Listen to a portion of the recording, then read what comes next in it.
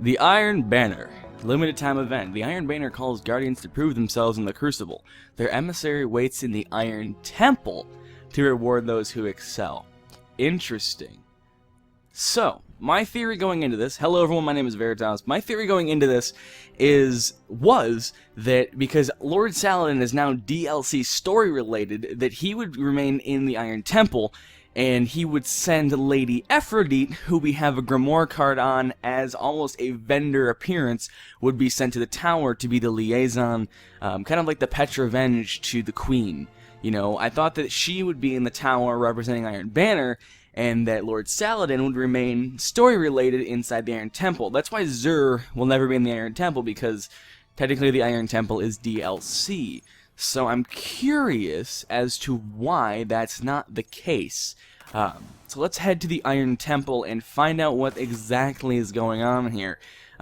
Because Saladin is story-related, I wonder if they're just going to tack on the Iron Banner stuff to his inventory. Oh, shit.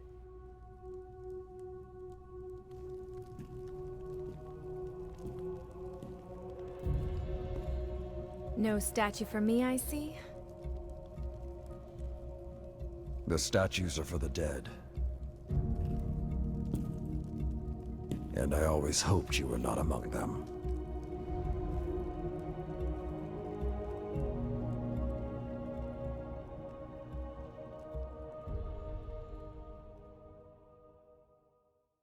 Holy shit, we were right. Oh man. Looking at you, lower side of Destiny.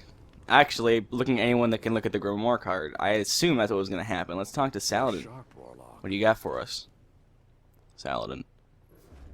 The Iron Banner returns, but this time, another will guide you in my place. Lady Efrideet. When last we parted centuries ago, I thought I would never see her again. But I will let her tell you that story. Okay. May this feed the dragon that is your light. Find the new Iron Banner vendor.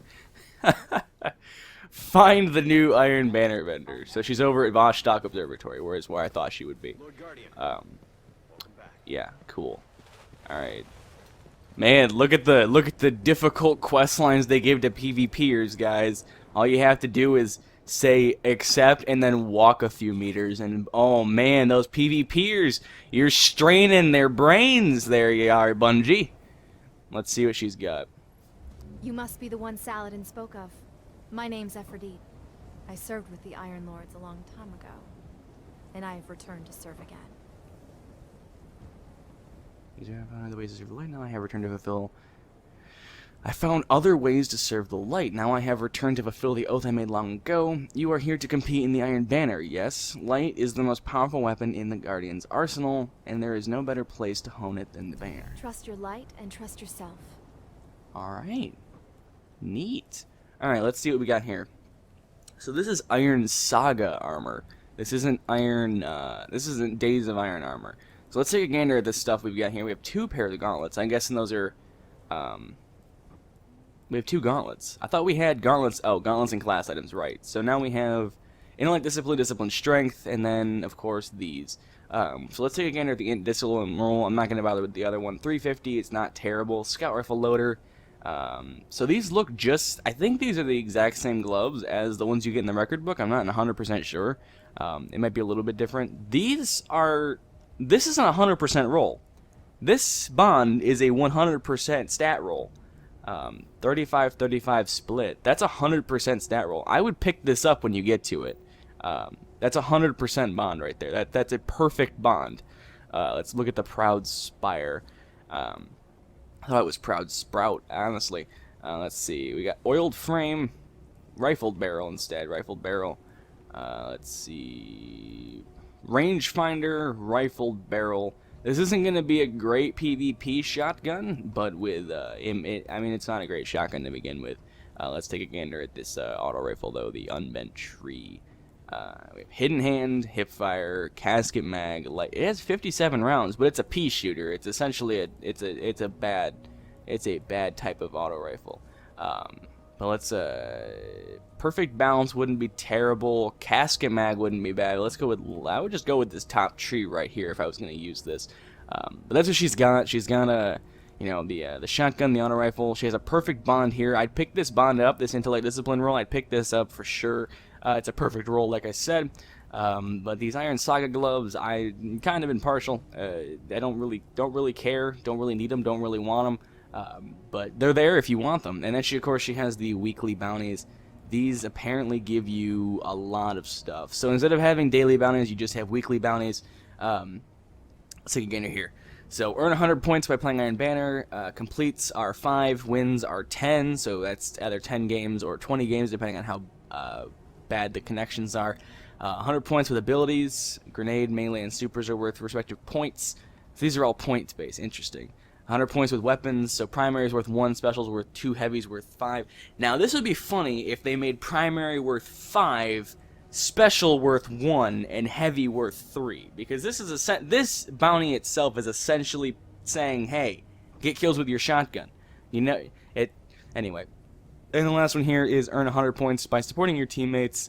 Assisted killed, Avenger kills, and allies defended. There you go. So each of these are going to be 5,000 experience, 750 events standing, 25 legendary marks, and a piece of gear, a helmet, or looks like a heavy weapon.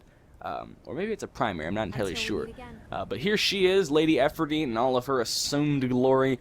She's here now, so hopefully we'll get a Grimoire card for her. Hopefully that just unlocks, because there is a card for her. So we kind of knew she was going to be here. Did you guys enjoy that PvP quest, where you literally did that? Because it's, man, I love how PvPers wrapping your brain around that quest, aren't you? Just every neuron firing off to figure out how to get that quest line done, aren't you? Fucking Bungie. I think they really should have made it be primary kills are worth like 5 points, special weapons are worth like 1 point, and then like heavies are worth 3. I think that would have been a fair thing to go into, because that's essentially rewarding shotgun use over primary use. But what do I know, Bungie? What do I know? So she's over there in the Iron Temple. Enjoy, have fun, get your nonsense going on. I'm gonna pick up some stuff and head on in. But that's gonna be it for me. So thank you guys so much for watching. I'm gonna grab those bounties actually now that I think about it. But did I finish that quest, or is it still going? Do I still need to do it? Oh shit. Oh shit. Reach rank 1. Oh crap, this is the whole quest line. This is gonna be a thing. Great. To me, the Iron Banner is a way to prepare yourself for your unique purpose. And without purpose, all of our strange, wonderful powers are meaningless. After I left the banner, my agelessness felt like a burden. Only when I found a new purpose was I able to make good use of my powers again. Sweet, so we actually have a quest line for Iron Banner. That's pretty neat, actually. That's really, really cool. So I'm gonna go grab her bounties and figure that out, but you guys enjoy the quest line for yourselves. I may or may not be making little video segments on that. I doubt I will. If I do choose to, I will. But that's what she's got, and that's where she is, so enjoy Iron Banner, enjoy your quest line, and have fun with it. Just, have fun with it. The world is an amazing place, and I'm stalling for time, because that's how we do things in the now. Anyway, so let's grab these bounties. Let's reach rank 1 today, and we'll see what she does at rank 1. Hopefully we'll get a Grimoire card. Maybe we'll get more story as we progress through the storyline here. I'm hoping we get more story as we progress. That would be interesting. That would be an interesting thing to do, is to for her to tell more of her story as you rank up in the Iron Banner, and then maybe at like rank 5 you get her Grimoire card. That'd be interesting. So I'm gonna go now. I'm gonna go play some Iron Banner for the rest of the day. Thank you guys so much for watching. Enjoy your PvP quest line, and yeah, so I'll see you guys inside of the Iron Banner, unless you're on PlayStation. If you're on PlayStation, I'm not gonna see you at all. I'm gonna play on the difficult console. The console that's actually hard to play on, where it's challenging to go flawless in trials. Oh, so much shade. So much shade step thrown in the direction of, man, this is a bad day. Now I'm going to jump into Banner. Hope to see you guys not there. But yeah, thank you guys so much for watching. It's Supremacy, by the way. Have fun. Shotguns. Woo! Rewarded for not using your primary! Anyway, thank you guys so much for watching. Until the next video, have a great day, everyone. Alright, so apparently I missed this. I'm going to tack this on to the end of that video, but apparently I missed this in Lord Saladin's inventory.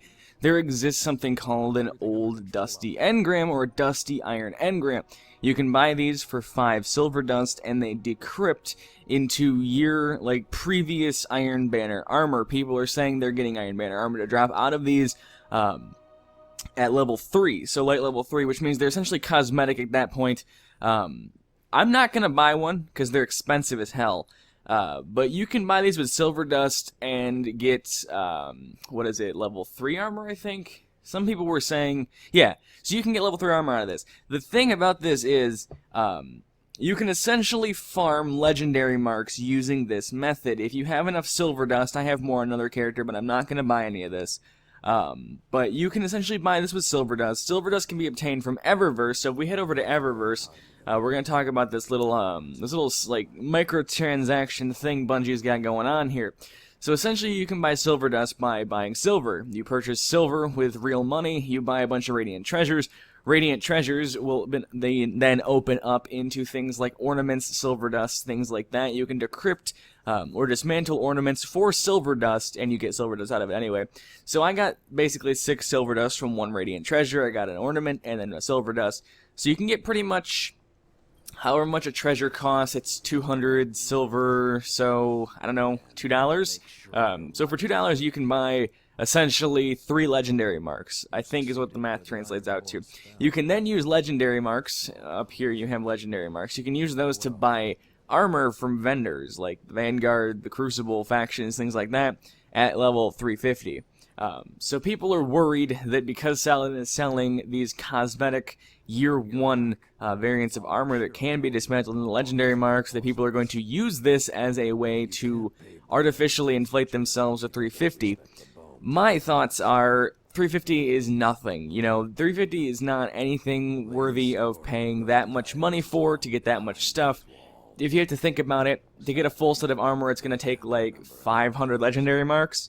That's how much silver is that? You get 3 apiece.